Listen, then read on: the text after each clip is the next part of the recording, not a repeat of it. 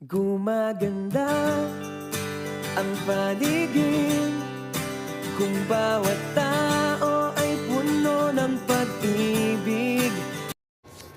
Napansin nyo mga master, mayroon tayong disclaimer kasi baka magkaroon tayo ng violation sa LTO. Mapapansin nyo po mga master, mabagal lang ang takbo ko dahil hindi ko kabisado yung daan.